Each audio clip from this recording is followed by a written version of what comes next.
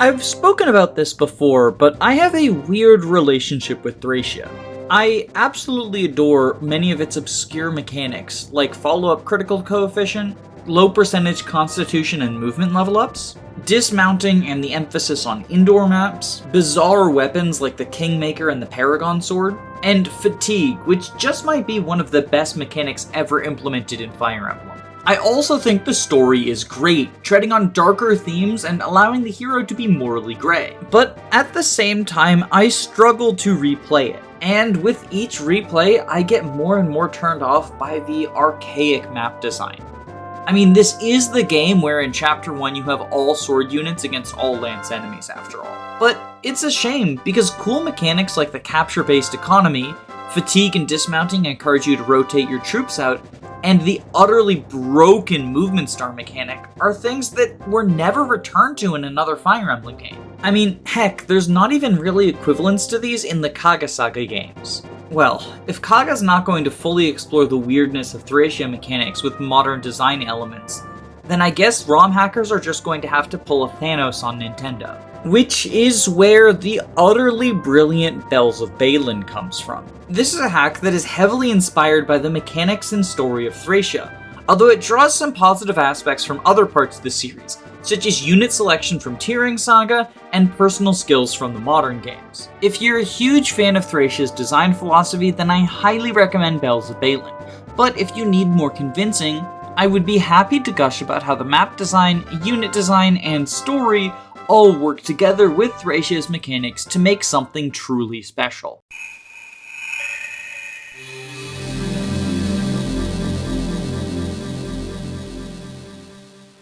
Bells of Byelen takes all of the unique systems found in Thracia 776 and uses them as its starting point. As a result, leadership stars, movement growth, constitution growth, capturing, dismounting, super canto, escape maps, growth boosting scrolls, and follow-up critical coefficient are all present. Additionally, weapon experience is capped at 1 per action, and all stats have a cap of 20. These choices give it a distinctly SNES feel. If it weren't for the GBA art style, you could be convinced that this game uses a Thracia ROM as its base. But in part of using Thracia as its base, rather than simply replicating the 5th Fire Emblem game, they build upon it and its systems. As an early example of this, I want to take a look at the game's first 2 staffers, Svetomir and Delilah. Svetomir joins in Chapter 1. He has D-rank staves and is halfway to C, which is a pretty big boon considering how slow weapon experience grows in this game. He also has 3 movement stars, which is always nice on a staffer because you can heal, and then if you get a movement star, you can just heal someone else. His constitution is also quite high, which might seem irrelevant to a unit that's not attacking, but much like Marty in Chapter 1 of Thracia, Svetomir can help in dropping people you've captured. And with his hilarious build growth of 20%, he can even turn into a capture bot himself once you promote him. Svetomir is also surprisingly bulky for a healer. Like, he shouldn't be frontlining, but 5 defense and 23 HP is decent in this game, and especially during the panic of the early few chapters, the ability to take a hit is quite valuable. On the other hand, Delilah shows up in Chapter 2 with none of these upsides. 15 HP and 2 defense means that she dies to a stiff breeze. She doesn't have any movement stars, so you're only going to heal once per turn with her.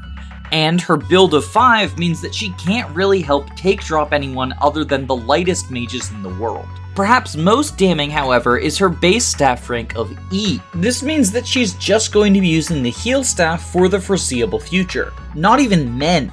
On first inspection, it seems like she's a strict downgrade, but Delilah has a secret piece of tech.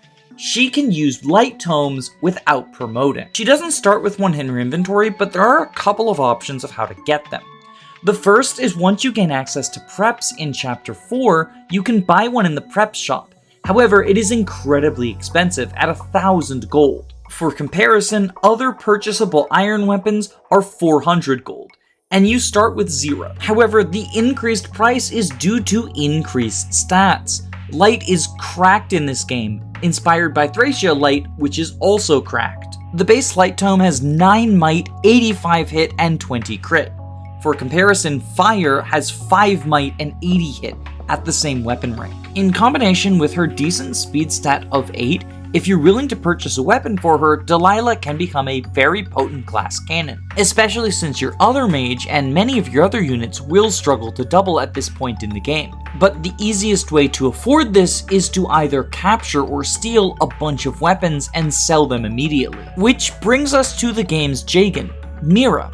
Mira is a thief fighter, so she is just as, if not more, valuable in utility than in combat. She doesn't one-run enemies with hand axes, she does it with the steal command. And there's plenty of worthwhile goodies to yoink on the first few maps.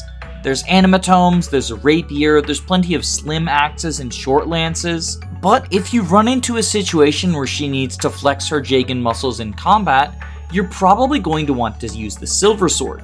You see, Mira doesn't really have that impressive stats in comparison to the rest of your units, but what she does have is a B rank in swords, so the silver sword is her best way of Jaganing. Much like Svetomir, her high weapon rank means that she benefits from the game's low weapon experience gains. And much like in Thracia, stealing and capturing will fuel your economy. So once the other units catch up to her combat prowess, Mira still has utility by getting you a bunch of weapons.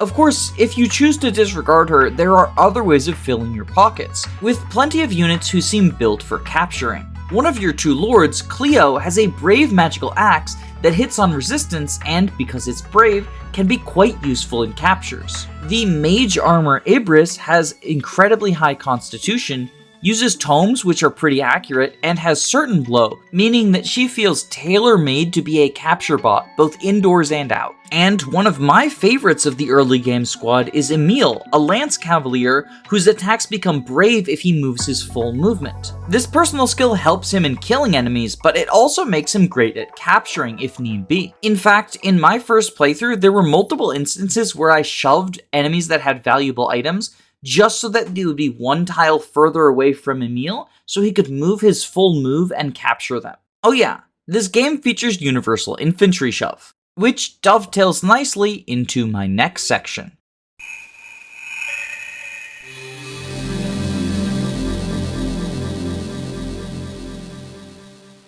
This game isn't just Thracia, but now with new maps.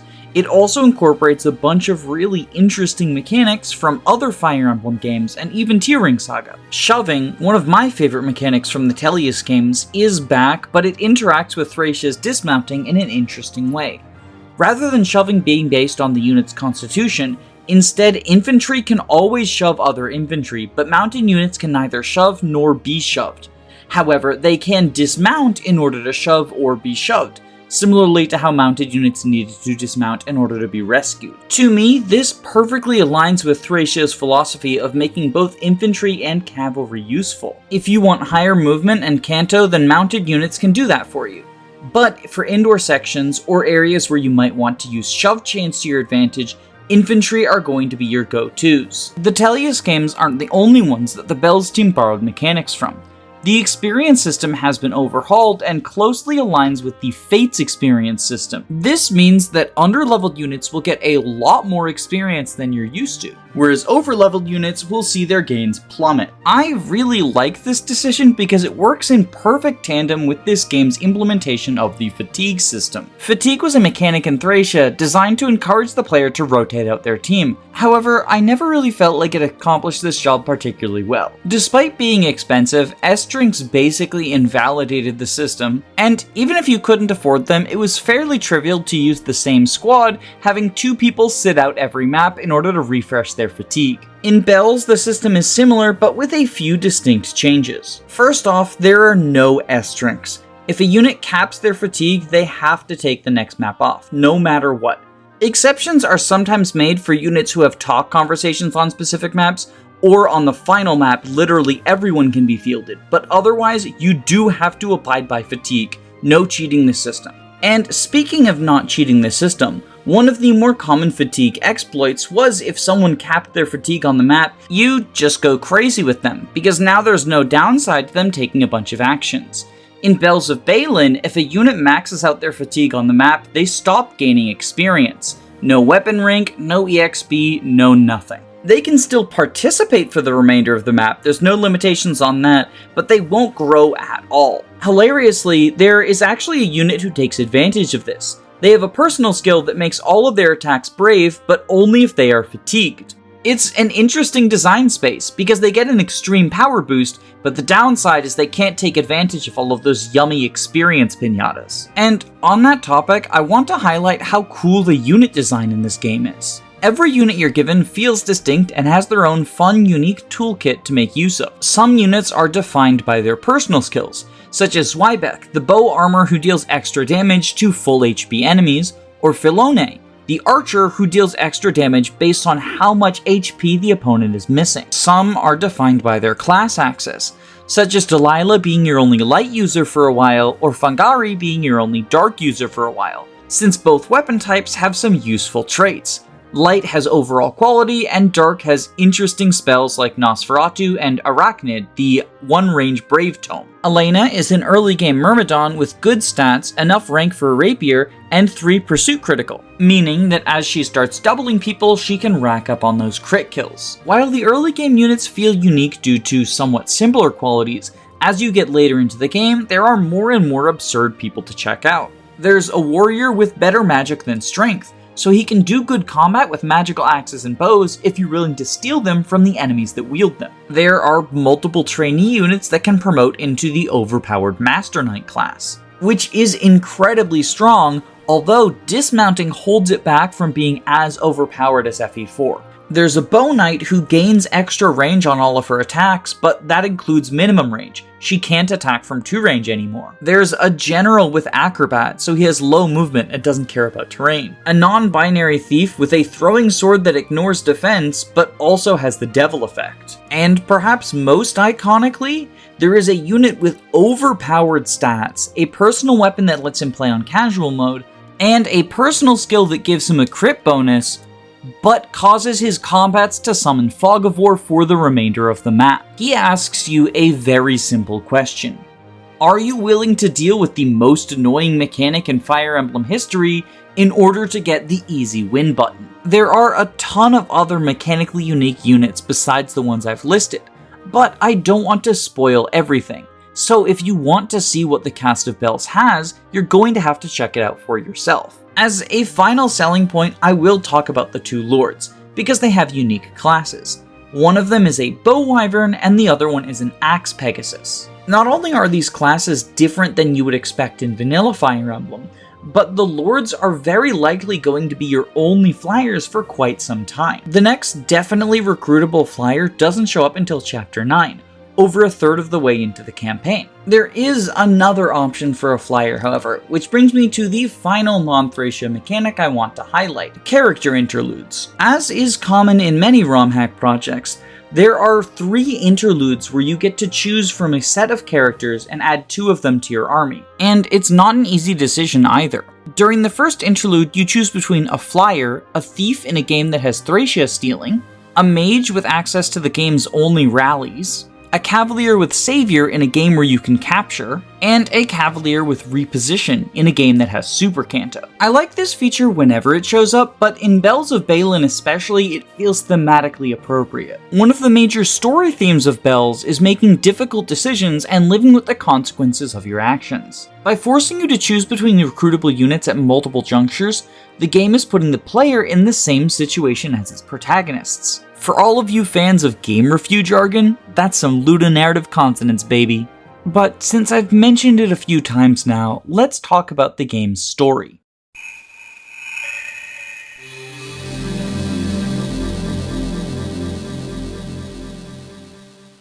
The story of Bells of Byelen is very good.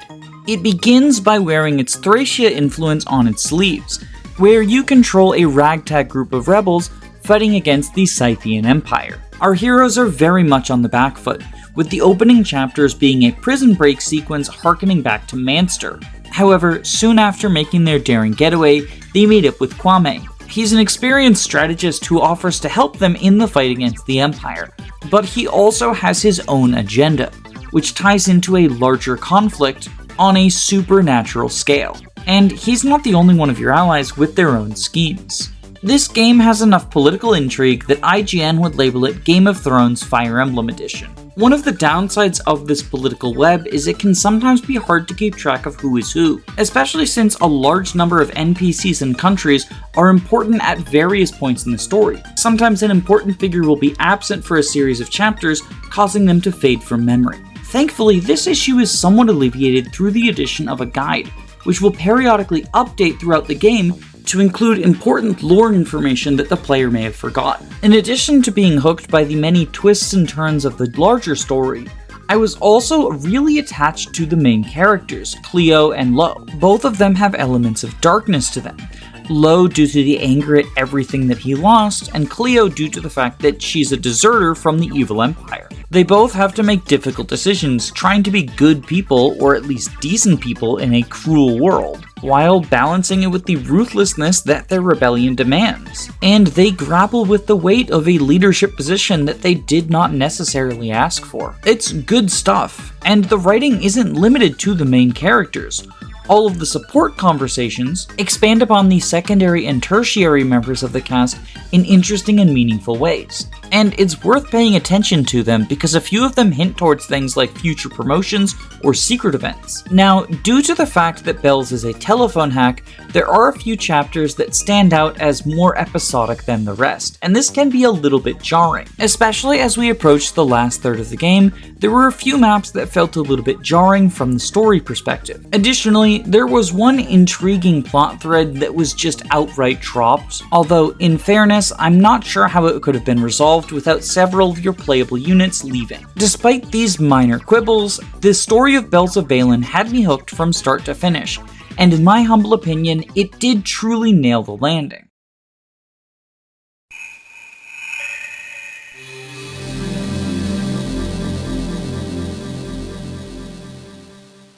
Bells of Byelen is a great hack, make no mistake, but no hack is perfect, and I'm trying to add more criticism to my reviews because I think it's equally worth highlighting the successes and failures of different projects. And by far the biggest frustration points that I had during my time playing Bells was the way in which 1RN interacted with the extremely long and difficult maps. Despite its Thracian inspirations, Bells is nowhere near as easy as the Kaga era of Fire Emblem. Instead, it is a genuinely challenging game, and that's good. I actually like hard Fire Emblem. But many of the maps are incredibly long, especially as we get into the mid and late game. And so resetting due to a mistake can feel incredibly punishing if you are 20 turns into a multi-objective map. But it is even more frustrating if the reason that your lord or favorite unit dies is because you missed a 98%. I understand that keeping 1RN was part of the Thracia throwback, and honestly I respect the choice. Unexpected misses or hits can add wrinkles to your plan and force you to adapt.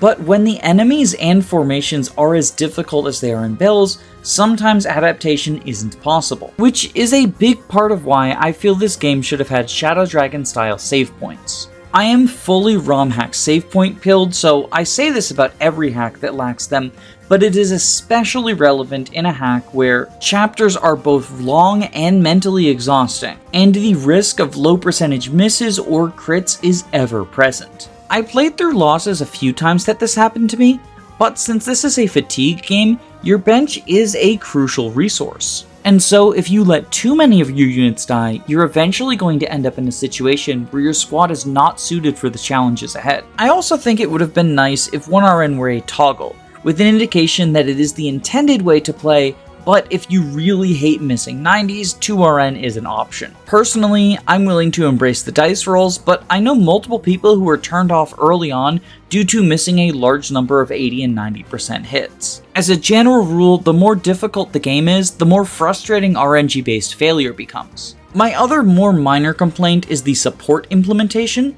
They chose to adopt the 3 houses-like system, where you get your bonuses from linked attacks, i.e. if the enemy you're attacking can also be attacked by your support partner. To me, this just feels really limited and unimpactful. I didn't care for it much in 3 houses, but at least that had monsters who took up multiple tiles. Within GBA, however, it often feels like there's not a point to getting my support bonuses. I still got a bunch of supports because I really enjoyed the conversations and the insights they gave me to my favorite characters, but I didn't feel any mechanical benefit from it. Maybe that's a skill issue, but positioning was just really demanding for not much payoff. Don't get it twisted, however. Despite these quibbles, I loved my time with bells. And at the very least, the save points one can be solved if you're willing to use save states. Which, full disclosure, was the approach that I took during my second playthrough.